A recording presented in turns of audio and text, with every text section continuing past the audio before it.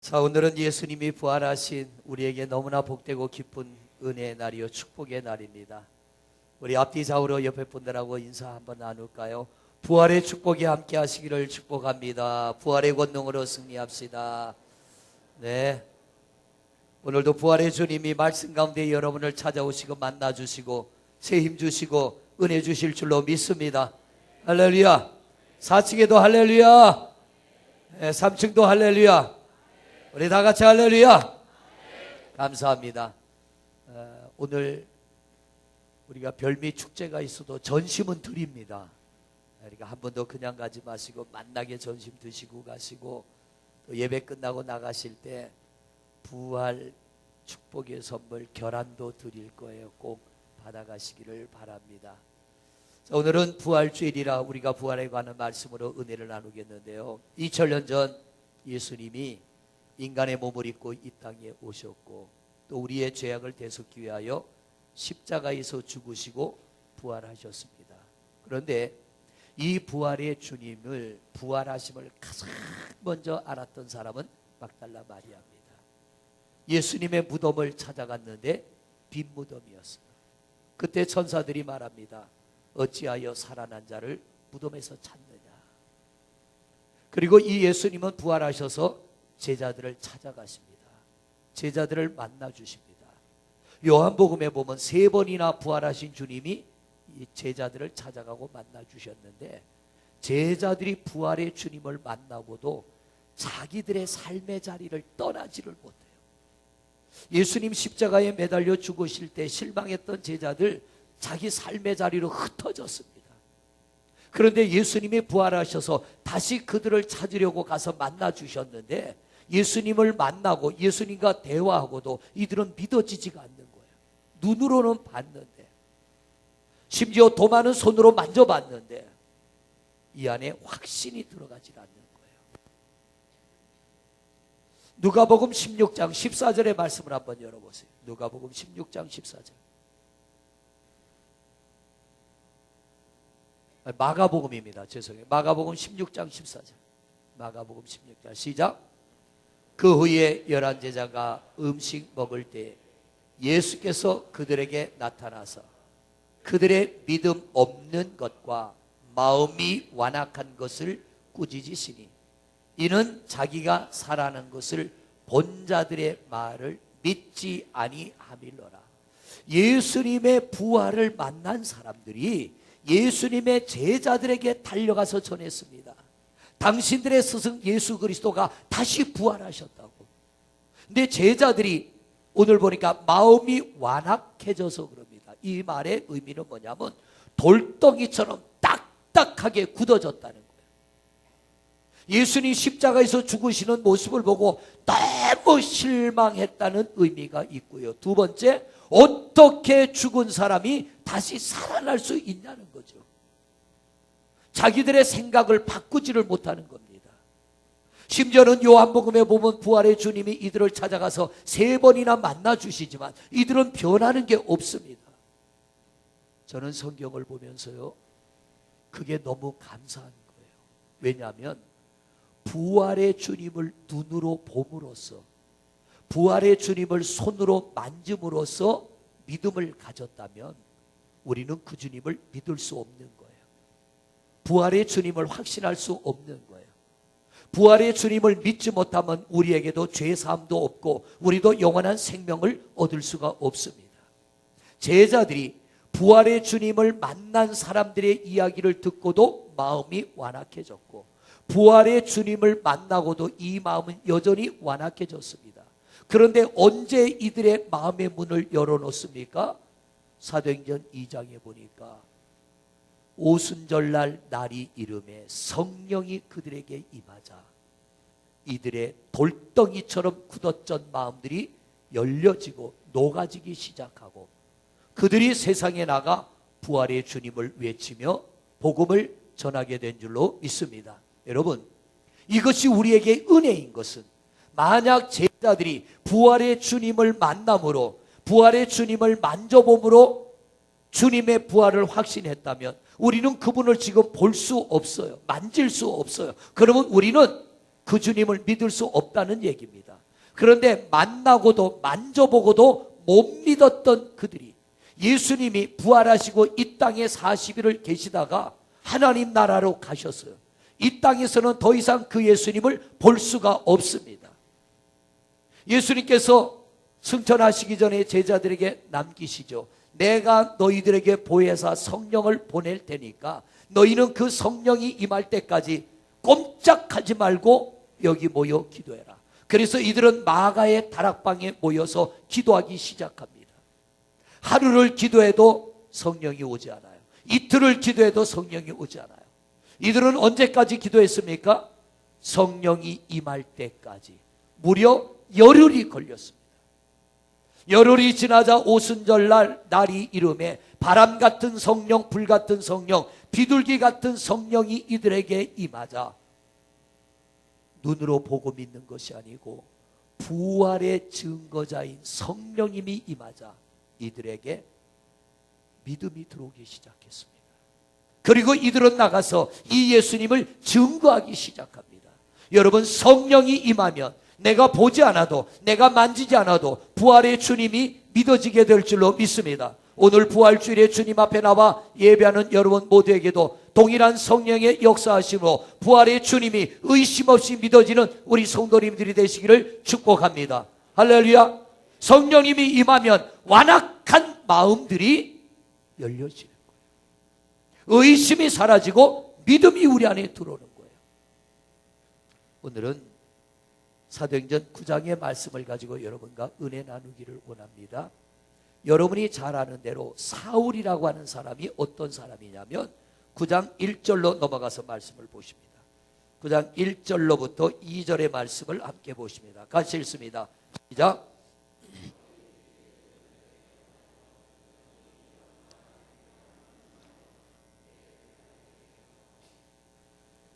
다메섹에 여러 회당에 가져갈 공문을 정하니 이는 만일 그 도를 따르는 사람을 만나면 남녀를 막론하고 결박하여 예루살렘으로 잡아오려 함이라. 이 말이 뭐냐면 사울에게 대제사장들이 공문을 줍니다. 공식적으로 인정하는 겁니다. 너희는 가서 누구든지 예수의 부활을 믿고 모여 예배하는 자들을 만나거든 다 잡아서 예루살렘으로 끌고 와서 감옥에 집어넣어라. 사울이 대제사장들이 주는 공문을 가지고 다메섹으로 예수 믿는 사람들을 잡으러 가다가 다메섹에서 신비한 체험을 합니다. 막 길을 가는데 다메섹이라는 곳에 이르러 사람은 보이지 않는데 이 귀에 음성만 들리는 거예요. 다메섹을 지나가는데 어디선가 음성이 들립니다. 사울아, 사울아 부릅니다. 아무리 돌아봐도 사람은 없어요. 그런데 음성만 들리는 거예요. 사울이 누구십니까? 그때 예수님이 대답합니다. 나는 내가 핍박하는 예수다. 그 순간에 사울의 눈이 어두워집니다. 눈은 떠졌지만 앞이 보이지 않고요. 두려움에 떨며 음식도 먹지를 못합니다. 3일 동안을 이 사울이 앞도 보지 못하고 아무것도 먹지 못하고 3일을 그렇게 지났어요. 근데 3일째가 되는 날 성령님께서 아나니아에게 이렇게 말합니다. 아나니아야, 너 직가에 가서 사울을 찾아라. 그리고 그 사울을 위하여 네가 기도해라. 그랬더니 아나니아가 뭐라고 합니까? 13절의 말씀이에요. 13절 같이 읽습니다. 시작.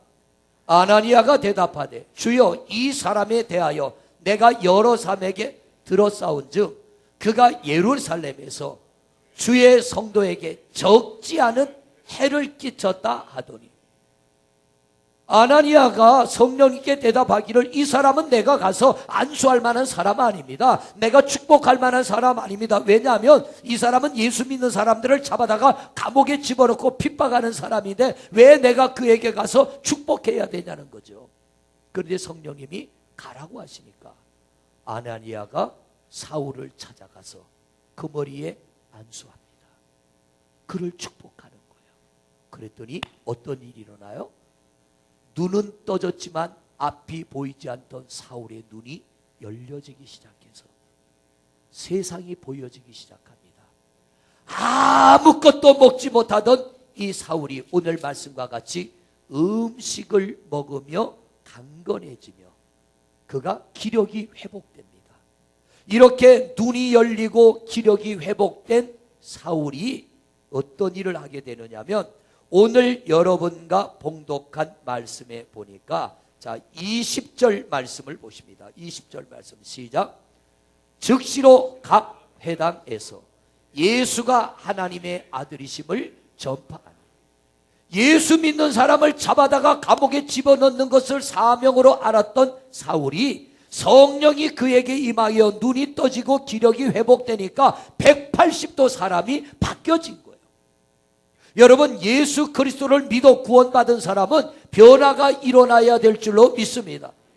어떤 변화가 일어나야 돼요? 오늘 말씀해 보니까 복음을 전하는 건 당연한 건데 이 사울이 성령이 임하여 예수 그리스도의 부활이 분명히 믿어지고 그는 하나님의 아들이시고 누구든지 그를 믿는 자는 구원을 받는다라고 회당에 들어가서 오늘날로 말하면 교회에 들어가서 복음을 전하는데 어떤 현상이 나타나느냐면 이런 일이 나타나는 거예요. 21절 말씀을 보세요. 21절 시작. 듣는 사람이 다 놀라 말하되 이 사람이 예루살렘에서는 이 이름을 부르는 사람을 멸하라던 자가 아니냐. 여기 온 것도 그들을 결박하여 대제사장에게 끌어가고자 함이 아니냐 하더라.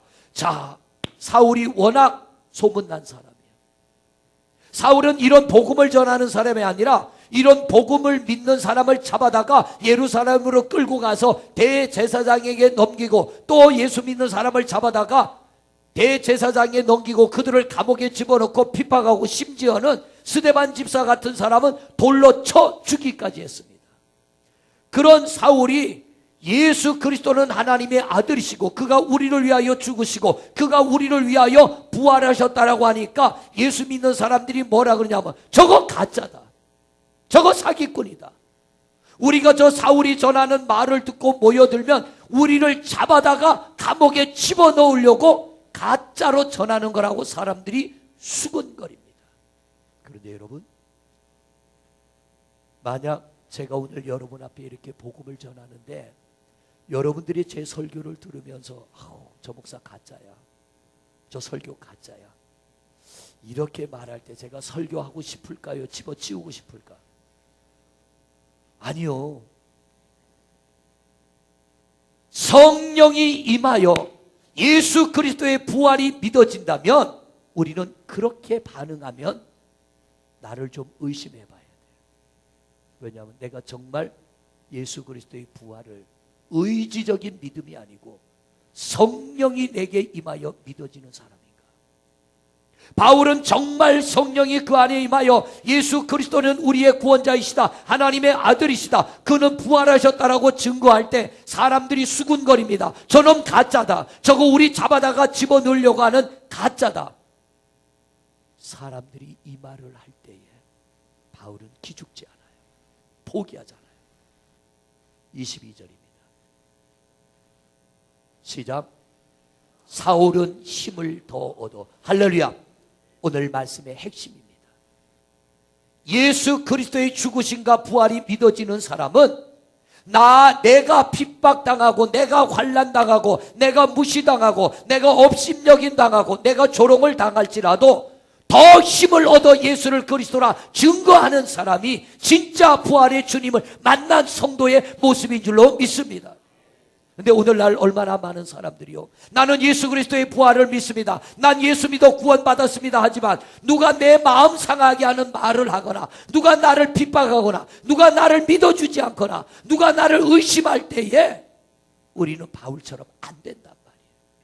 이 사울처럼 안 된단 말이에요. 저는 이 성경을 읽으면서 이게 구원받은 성도의 모습이구나, 이게 정말 성령이 임하여 우리 주님이 약속하신 보혜사 성령이 임하여 예수 믿어 부활의 주님이 믿어져서 구원받은 성도는 이래야 되는데 얼마나 많은 사람들이 열심히 하다가 좀 마음 상하면 그만둬 버려요. 이 말씀에 나를 비춰본다면 성령이 임하여 구원받은 성도의 모습은 아니라는 거죠. 성령이 임하여 구원받은 성도는 야 너는 가짜다, 너는 형식적이야, 너는 진심이 아니야, 온갖 말로 나를 무시하고 나를 업신여기고 나를 짓밟을지라도 오히려 더 힘을 얻어, 오히려 더 담대한 믿음으로, 오히려 더 큰 믿음으로 나아가 소리치며 복음을 전하고 내 사명을 감당하는 사람이 진정으로 구원받은 성도의 모습인 줄로 믿습니다. 성령이 내게 임하여 부활의 주님에 대한 확신의 믿음을 가진 성도의 모습인 줄로 믿습니다. 예수님의 제자들 보세요. 보고도 못 믿었어요. 만지고도 못 믿었어. 그런데 오순절날 성령이 그들에게 임하자 이들이 나가서 복음을 전할 때 환영받지 않았습니다. 대접받지 않았습니다. 전하다가 잡히면 감옥에 들어가고 매도 맞고 밥도 굶고 얼마나 핍박을 당했습니까? 그런데 이들은 한 번도 그것 때문에 물러서지 않아요. 포기하잖아요. 왜? 그들 안에 임한 강력한 성령님이 그들을 붙들어 주시기 때문에. 오히려 그럴수록 이들은 더 힘을 내었고 오히려 그럴수록 이들은 더 용기를 내어 복음을 전한 줄로 믿습니다. 저는 2번 성령을 체험했어요. 첫 번째 체험은 구원의 확신이라면 두 번째 성령 체험은 저 자신의 변화를 위한 체험입니다. 제가 만약 두 번째 성령 체험이었고 첫 번째 성령 체험, 그 체험만 있었다면 구원의 확신은 있는 줄 몰라도요, 아직도 부족하고 아직도 너무너무 부족하지만 이만큼 제가 먹게 못했을 거예요. 왜냐하면 첫 번째 성령 체험으로 구원의 확신은 있었지만 그리 큰 변화가 없었어요. 그런데 두 번째 성령 체험, 하나님의 음성을 듣고 나서 변화가 시작이 됩니다. 여러분에게 여러 번 말씀드렸잖아요. 이렇게 설교를 했는데 설교 끝나자 장로님 한 분이, 여기서가 아니요, 다른 데서, 여기서 그런 게 아니고 제가 다른 데서 목회할 때 선임 장로님이 제 방에 들어와서, 목사님 오늘 설교 누구 보고 한 겁니까? 이게 지금 오늘 사울이 당한 것 같은 이런 일이에요. 열심히 복음을 전했는데 너 가짜다. 목사가 열심히 설교를 했는데 선임 장로님이 제 방에 올라와서, 목사님 오늘 설교 누구 보고 한 겁니까? 똑같은 현상이에요. 그런데 제가 두 번째 성령을 체험하고 난 이후기 때문에 그 장로님에게 딱 한마디 했어요. 장로님, 목사가 은혜가 부족해서 하나님 말씀으로 은혜 못 끼쳐 죄송합니다. 저는 아무렇지도 않더라고요. 정말 아무렇지도 않더라고요. 장로님이 설교가 끝나자마자 제 방에 올라와서 그 얘기를 하는데 아무렇지도 않아요. 왜냐하면 성령님이 나를 위로해 주시는 거예요. 오히려 그분이 긍휼히 여겨지는 거예요. 저는 전혀 하나님의 말씀으로 그분의 잘못된 걸 지적하거나 그분을 치려고 하는 마음이 아니라 전체적인 성도를 향하여 양심의 거리낌 없이 하나님의 말씀을 전했는데 그분의 반응은 오늘 말씀으로 왜 나를 지적질하고 왜 나를 치냐, 이 뜻이죠. 목사가 그거 모르겠습니까? 그런데 오히려 그분이 긍휼히 여겨지는 거예요. 6개월 동안에 제 기억으로는 부부가 돌아가면서 너댓 번, 대여섯 번은 제 방에 올라왔어요. 그때마다 똑같은 대답을 했는데 한 번도 그것 때문에 속이 상해본 적이 없어요. 마지막 왔다 가시면서 하는 얘기가, 목사님 검증 끝났습니다. 마음 놓고 목회하십시오. 이래봬도 검증받은 목사예요. 여러분 죄송해요. 쉬운 것 같아요? 만약 제가 두 번째 성령님을 체험하지 않았다면 강대상에 설교하러 올라올 때마다 그분과 제가 얼굴이 마주치면 설교가 딱딱 막혔을 거예요. 제가 한때는 그럴 때가 있었으니까. 단양에서 목회할 때 저를 진짜 싫어하는 성도가 두 분이 있었거든요. 예배 시간에 설교하다 마주치면 이쪽을 봐야 돼. 왜? 설교가 안 돼. 기억이 안 나. 이쪽에 앉으면 이쪽을 보고, 어느 날 보니까 안 보여서 신바람 나가지고 설교를 막 하는데 덩치 큰 사람 뒤에서 얼굴을 삐죽이 내미는데 설교가 딱 막히더라고요. 그때는 두 번째 성령을 체험하기 전이에요. 그 이후로 그분과의 그런 벽이 있을 때 누군가 기도원을 소개했고, 기도원에 가서 은혜 받는 중에 다메섹에서 사울이 하나님의 음성을 들으면서, 저도 그 기도원에서 은혜 받는 중에 하나님의 음성을 들은 거예요. 그때부터 변화가 일어나고요. 아직도 멀었지만 만약 그 체험이 없었더라면, 장로님이 저보고 오늘 설교 누구 보고 한 겁니까 하면 아마 저도 치받았을 거예요. 뭐라고 한마디 쏴붙였을 겁니다. 그러면 교회는 전쟁터가 되는 거예요. 이게 싸움터가 되는 거예요. 성령은 놀라운 힘이 있습니다. 성령은 놀라운 강력한 능력이 있습니다. 오늘 이 바울 사도가 네가 전하는 복음은 가짜야. 너는 우리를 잡아가려고 우리에게 속임수를 쓰는 거야. 너는 진짜 복음을 전하는 자가 아니야. 사람들이 핍박하고 손가락질하고 욕합니다. 그런데 이 바울은 그런 소리를 들을 때 더욱 힘을 얻어서 예수를 그리스도라 증언하여 다메섹에 사는 유대인들을 당혹하게, 긴장하게 만들었더라. 부활의 주님이 믿어지십니까? 부활의 주님을 믿습니까? 이런 성도가 돼야 돼요. 내가 부활의 주님을 믿는다면, 예수님 뭐라고 그래요? 열매를 보면, 그 다음에 이제 여러분이 나와야지. 열매를 보면 한번 툭 건드려 보세요. 죽자 사자 대들면 이건 가짜야.